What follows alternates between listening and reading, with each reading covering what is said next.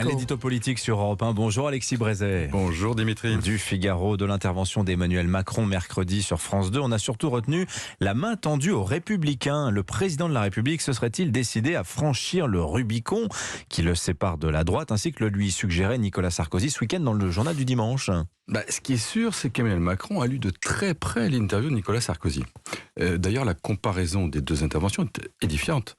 Regardez, dans le JDD, Sarkozy dit « Je crois au parti de l'ordre qui récompense le travail et le mérite ». L'ordre, le travail, le mérite.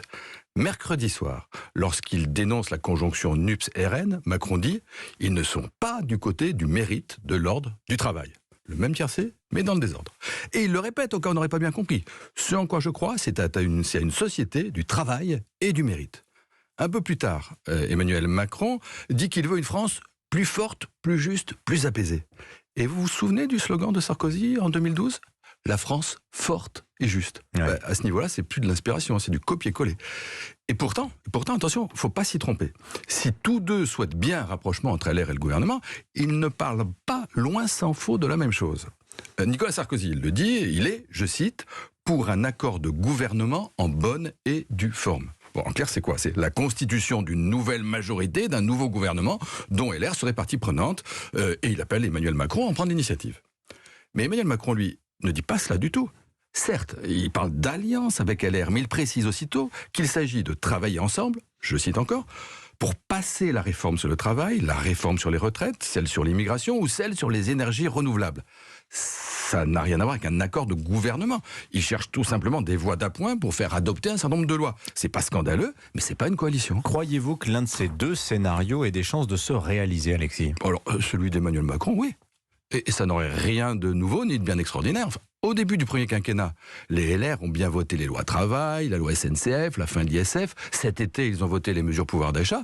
Demain, ils peuvent très bien voter la réforme des retraites. Alors, s'ils estiment, évidemment, et là, il peut y avoir une discussion, des points de vue divergents, s'ils estiment que le texte va assez loin. Mais ça, c'est une alliance ponctuelle. Ça ne veut pas dire que la droite votera tous les textes, et moins encore les prochains budgets. Pour Macron, le problème reste entier.